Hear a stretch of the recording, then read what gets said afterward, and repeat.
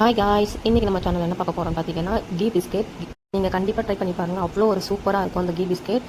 So நம்ம channel உங்களுக்கு பிடிச்சிருந்தா ப்ளீஸ் சப்ஸ்கிரைப் அண்ட் லைக் பண்ணிக்கோங்க. உங்கள் ஃப்ரெண்ட்ஸ் அண்ட் ஃபேமிலிக்கும் ஷேர் பண்ணிக்கோங்க. உண்மையிலேயே அவ்வளோ ஒரு டேஸ்ட்டாக இருந்துச்சு. ஸோ கண்டிப்பாக நீங்கள் ட்ரை பண்ணி உங்கள் குழந்தைங்களுக்கும் செஞ்சு கொடுங்க. நம்ம வீட்லேயும் செய்யறதால கொஞ்சம் ஹெல்த்தியும் கூட.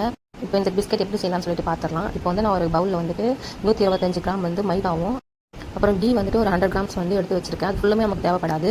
ஸோ அதுக்கப்புறம் வந்து பார்த்தீங்கன்னா சுகரு, அதுக்கப்புறம் அது கூட வந்து ஒரு ஏலக்காய், அதுக்கப்புறம் கொஞ்சம் பேக்கிங் சோடா, கொஞ்சம் உப்பு, இது எல்லாமே சேர்த்துட்டு ஒரு ஃபைன் பவுடராக வந்துட்டு நீங்கள் அரைச்சி வச்சுக்கிட்டு, இப்போ அந்த மைதா கூட வந்துட்டு இந்த சுகரையும் சேர்த்து நல்லா மிக்ஸ் பண்ணி வச்சுக்கோங்க.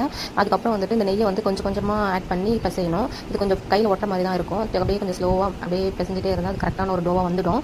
இது வந்துட்டு கொஞ்சம் உதிரியாக தான் இருக்கணும். ரொம்பவும் கெட்டியாக ஒரு மாதிரி சப்பாத்தி மாவு இருக்க அந்த மாதிரி இருக்கக்கூடாது. ஸோ இப்போ வந்து அது வந்து பேக்கிங் ட்ரேயில் வந்து மாற்றிட்டு இது வந்துட்டு அப்படியே ஒரு லெவல் பண்ணி அப்படியே வச்சுக்கிட்டு நம்ம பிடிச்ச ஷேப்பில் வந்து நம்ம கட் பண்ணிக்க வேண்டியது தான்.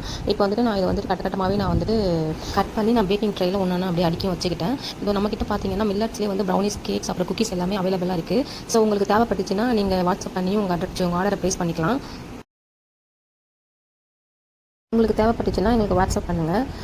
நான் இப்போ எல்லா குக்கீஸுமே இதே மாதிரியே கட் பண்ணி எல்லாமே ட்ரேயில் அடுக்கி வச்சுட்டேன். இதுக்கு மேலே வந்துட்டு நம்ம வந்து எக் வாஷ் கொடுக்கலாம். ஸோ நீங்கள் வந்துட்டு எக்லாம் நாங்கள் சாப்பிட மாட்டோம் அப்படின்னு சொன்னால் மேலே வந்து மில்க் வாஷுமே கொடுத்துக்கலாம். அதுவுமே ரொம்ப நல்லா தான் இருக்கும்.